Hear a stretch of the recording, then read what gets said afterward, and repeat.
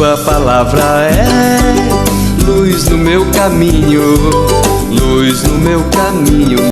Caríssimos irmãos e irmãs, que bom mais uma vez vir ao teu encontro neste sábado, dia em que a Igreja nos convida a rezar a partir da experiência de Maria, a serva por excelência, aquela que em tudo apreendeu do seu Filho Jesus Cristo, especialmente a capacidade do abandono ao colo de Deus, do silêncio habitado.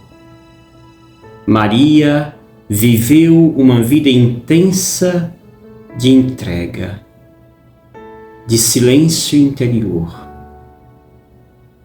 Por isso comece seu dia valorizando este silêncio, escutando o barulho externo, o canto dos pássaros, o barulho do vento, voltando sua atenção para dentro de você, a sua respiração. Gesto tão nobre, tão vital para a nossa existência. Por isso escute, respirando e acolhendo esta respiração, percebendo nela este trilhar de Deus, estas marcas de Deus que fica em nós. Acolha esta presença transformadora em sua vida. Meditemos o texto que hoje nos é dado, Mateus capítulo 13, versículos 24 ao 30. Naquele tempo, Jesus contou outra parábola à multidão. O reino dos céus é como um homem que semeou boa semente no seu campo. Enquanto todos dormiam, veio seu inimigo, semeou o joio no meio do trigo e foi embora. Quando o trigo cresceu e as espigas começaram a se formar, apareceu também o joio. Os empregados foram procurar o dono e lhe disseram: Senhor, não semeaste boa semente no teu campo? De onde veio então o joio?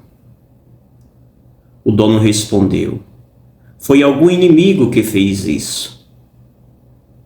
Os empregados lhe perguntaram: Queres que vamos arrancar o joio?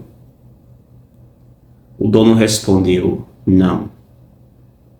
Pode acontecer que arrancando o joio, arranqueis também o trigo. Deixai crescer um e outro até a colheita.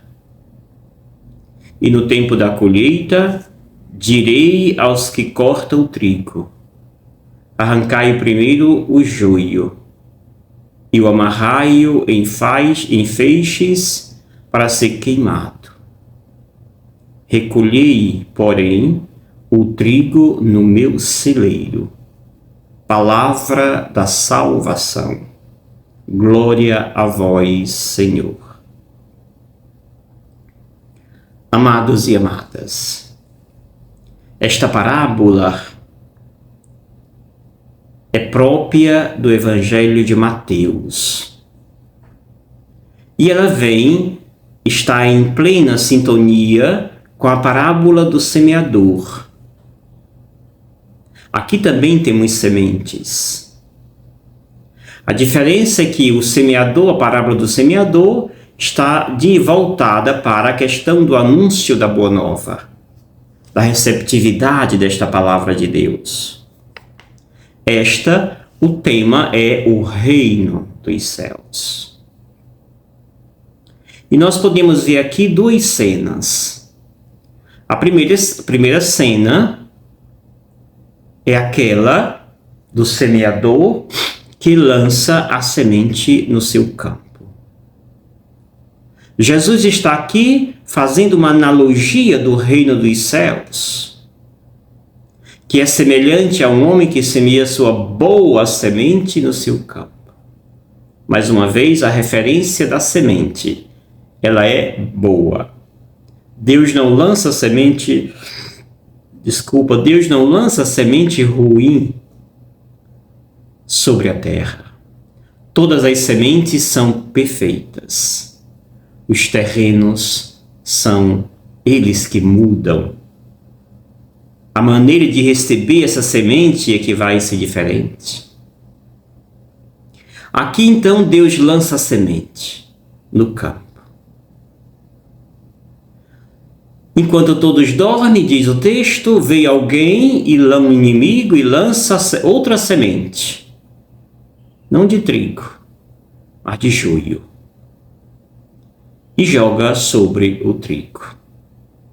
E ali nasce trigo e joio. É claro que Mateus está aqui nos falando, nos levando a refletir sobre o nosso cotidiano. Sim. Deus nos fez homens e mulheres perfeitos, santos. Mas nós convivemos com uma outra realidade que não é santa. A realidade do pecado. E nós não podemos nos separar dele. Aquele que ousar vai ter de cortar, como diz o Evangelho, os olhos, as pernas, os braços, os membros. Portanto, nós sim crescemos juntos, sem se misturar, não deveria. A semente do trigo cresce a planta junto com a planta do joio. A segunda cena é justamente aquele que chega avexado, inquieto. Senhor, não semeastes boa semente no teu campo? De onde veio então o trigo? Muita gente chega até nós, padres, assustados com o pecado de alguém, até com o próprio. Como se dissesse, eu não quero isto. Eu quero sanar isso da minha vida. Pois sane. Como não consegue, tem de conviver. Amados irmãos e irmãs, é isto que vai dizer Jesus. Responde dizendo, foi algum inimigo que fez isso. Os empregados que são muito apressados diz, queres que vamos lá arrancar este joio? A resposta do dono é enfática, não. E ele tem uma razão. Pode ser que arrancando o joio, arranqueis também o trigo. Pode ser que arrancando o joio, arranqueis também o trigo. Sim. É difícil separar o pecado da vida humana. É uma realidade.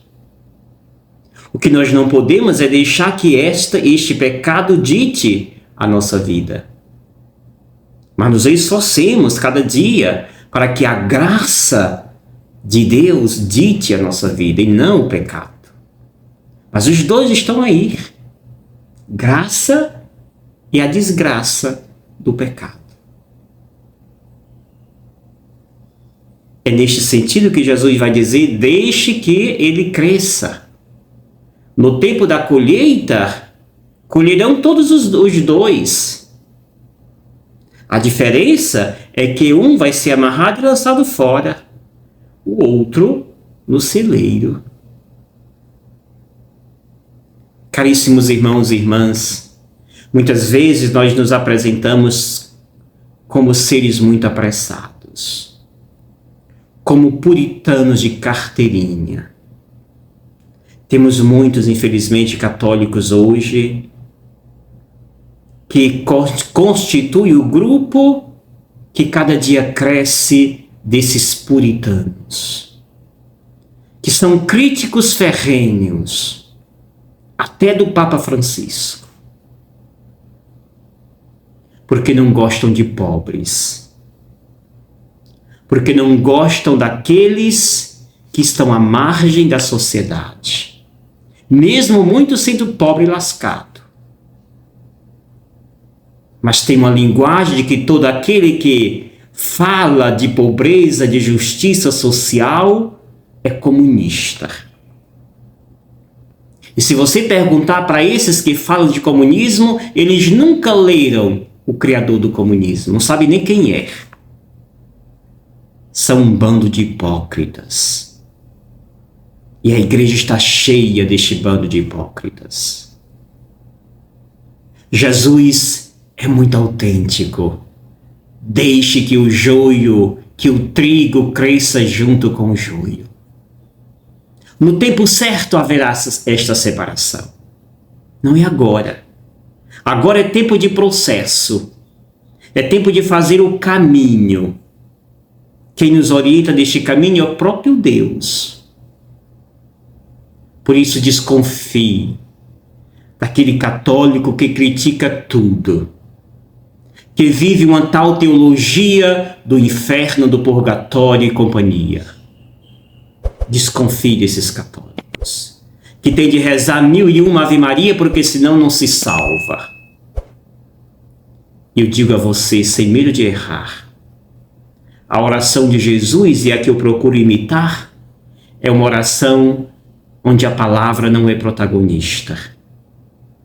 A minha oração, que eu prezo, é a oração do silêncio. Aquela que Jesus rezava noite inteira no deserto. Experimente fazer silêncio. Viva a humildade, em vez de criticar um e outro. Em vez de querer separar o pecado neste momento. Não, não é hora. A hora, quem sabe, é Deus. Lute cada dia para ser um seguidor da graça de Deus e não do pecado. Mas não significa dizer que você está isento do pecado. Bebamos desta fonte, que a Virgem Maria interceda por nós e nos façam autênticos cristãos. E eu te abençoo em nome do Pai, do Filho e do Espírito Santo. Amém. Gratidão. Obrigado, Senhor, porque és meu amigo.